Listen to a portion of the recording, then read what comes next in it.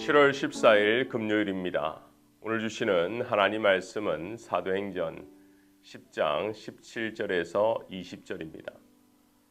베드로가 본 바 환상이 무슨 뜻인지 속으로 의아해하더니 마침 고넬료가 보낸 사람들이 시몬의 집을 찾아 문 밖에 서서 불러 묻되 베드로라 하는 시몬이 여기 유숙하느냐 하거늘 베드로가 그 환상에 대하여 생각할 때에 성령께서 그에게 말씀하시되 두 사람이 너를 찾으니 일어나 내려가 의심하지 말고 함께 가라 내가 그들을 보내었느니라 하시니. 오늘 함께 읽은 사도행전 10장은 이방인 백부장 고넬료와 유대인 사도 베드로에게 각각 환상을 보여주신 하나님께서 이 두 명의 만남을 통해서 새로운 진리를 깨닫게 하고 있습니다. 먼저 고넬료는 이방인이었지만 하나님께서 놀라운 은혜와 영적인 복을 누리게 하셨죠. 베드로를 고넬료의 집으로 인도하시고 또 그 집이 모두 복음을 듣게 하시고 하나님의 자녀가 된 것입니다. 사실 베드로는 환상을 보고도 어리둥절했습니다. 유대인의 고정관념, 선입견이 있었기 때문에 그 환상을 받아들이기 아주 힘들었던 것이죠. 그때의 성령의 음성은 단순했습니다. 보자기 환상을 보고 도대체 이것이 무슨 의미일지 모를 때 성령의 반응은 20절입니다. 일어나, get up, 내려가, go downstairs, 의심하지 말고 가, 내가 그를 보내었노라. 바로 행동하라는 메시지, 이것이 성령께서 베드로에게 주신 메시지입니다. 저는 오늘 본문을 묵상하면서 성령께서 우리의 삶에 또 어떻게 역사하는지 함께 묵상해 보고자 합니다. 첫 번째, 성령의 역사는 우리가 이성적으로 모든 것을 다 알 수도 없고 판단할 수도 없다고 말합니다. 지금 베드로가 고민하면서 내적인 갈등이 있는 이유는 율법 때문이었습니다. 율법에는 부정한 이방인과 교제하는 것이 위법이었죠. 그렇기 때문에 베드로는 이 보자기 속의 환상, 성령께서 말씀하셔도 각종 짐승, 곤충, 새를 부정하다고 느꼈고 가능하면 할 수만 있다면 이방인과의 문제는 피하려고 했습니다. 이런 고민은 현재를 살아가는 우리 모두에게 색깔만 다를 뿐이지 동일하게 적용되고 있습니다. 지금 한국 사회나 미국 사회도 여러 가지 이슈로 내적 갈등을 일으키고 있죠. 예를 들면 미국 이민 정책만 해도 마찬가지입니다. 분명 그리스도인으로서 하나님의 법을 알고는 있지만 현재의 상황과 또 갈등을 일으키고 있다는 거예요. 다 그런 것은 아니지만 현재 미국에 사는 시민들은요, 이민자들이 자기의 직업을 빼앗고 또 사회를 혼란하게 한다고 어떤 주에서는 강제 추방을 정책적으로 하는 것도 있습니다.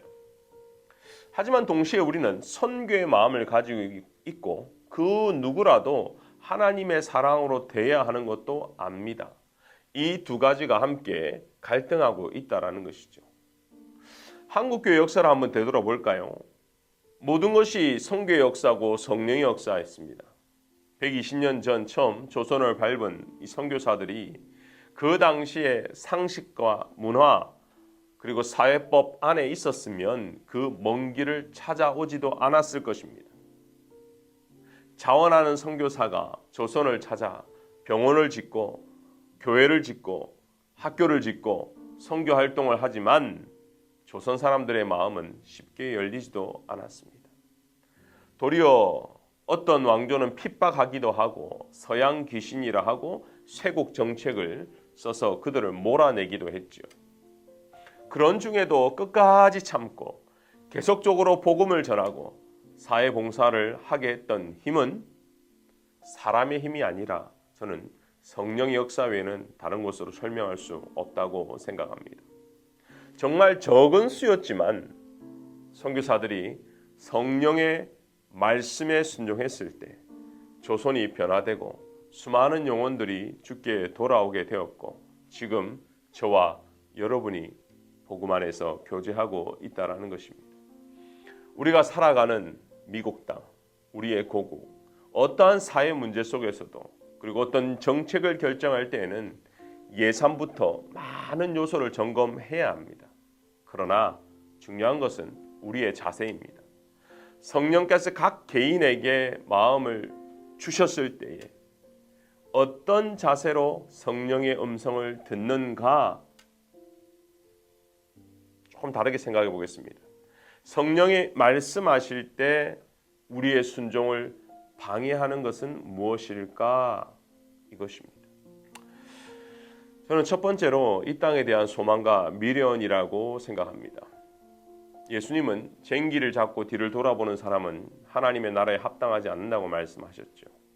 이 땅의 미련, 여전히 반복되는 머뭇거림, 그러한 것들이 주님을 온전히 따르게 하지 못하는 것이죠. 제가 신앙생활을 하면서 개인적으로 경험하는 것은 순종은 시간을 끌면 끌수록 불가능하다는 것을 깨닫게 되었습니다. 간단한 말씀이지만 매일매일 묵상을 통해서 여러분이 듣는 그 말씀 하나라도 깨닫게 된다면 그날 순종할 때에 성령이 역사한다는 것입니다. 사랑하는 성도 여러분, 성령 앞에서 우리의 경험과 관점과 이성으로 항변하지 맙시다. 그러한 것은 불순종만 될 뿐이고 불순종은 변명이 될 것입니다. 이미 우리는 하나님의 놀라운 은혜를 경험하고 그 은혜 아래 살아가고 있습니다. 이제 우리가 해야 될 것은 그 은혜를 나누는 삶입니다.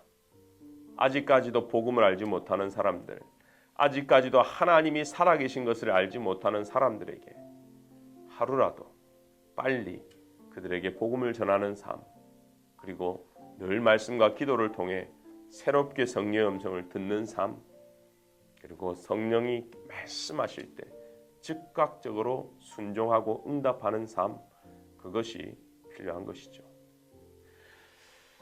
두 번째로 성령께서 말씀하실 때 우리가 순종하지 못하는 것은 교만 때문입니다. 반대로 말하면 성령의 역사는 겸손한 자에게 아주 강력하게 역사한다는 것이죠. 고넬료는 로마 군인이었습니다. 그리고 100명의 부하를 거느리는 백부장이었죠. 반면에 베드로는 식민지 유대인이었습니다. 그런데 고넬료가 베드로를 대하는 자세를 보면 놀랍습니다. 25절, 26절을 보면 이렇게 나와 있죠. 마침 베드로가 들어올 때에 고넬료가 맞아 발 앞에 엎드려 절하니 베드로가 일으켜 이르되 일어서라 나도 사람이라 하고. 고넬료는 환상 중에 임한 주님을 통해서 예수님의 제자인 사도 베드로를 보고 경외심을 느꼈습니다. 그리고 추를 대하듯 베드로 사도를 대한 것입니다. 우리가 성령의 역사 앞에 다시 회복해야 하는 것은 겸손이라고 생각합니다. 겸손은 하나님 앞에서 자신을 비춰본 사람이 갖는 성령의 성품인 것이죠. 다른 사람이 아니라, 나보다 높은 사람, 나보다 낮은 사람이 아니라 하나님 앞에서입니다. 이게 고람데오 신앙이죠. 고넬료나 베드로처럼 성령의 역사를 경험하고 겸손하게 즉각적으로 순종하는 성도님을 하나님께서 오늘도 사용하실 것입니다. 기도하겠습니다. 크신 하나님이 하십니다. 함께 기도하겠습니다. 블레싱 하우스를 허락해 주신 하나님께 감사드립니다. 세부지 지역 주민들의 마음을 열어주사 환영하며 함께하는 공동체가 되게 하옵소서. 교회 이전 중에 임시초소를 허락하시고 공간 활용 가운데 지혜를 허락하여 주옵소서. 새 교회가 건축되는 과정 속에 복음 전도에 최선을 다하게 하시고 주어진 은사와 직분을 따라 모든 성도가 섬기는 공동체가 되게 하옵소서.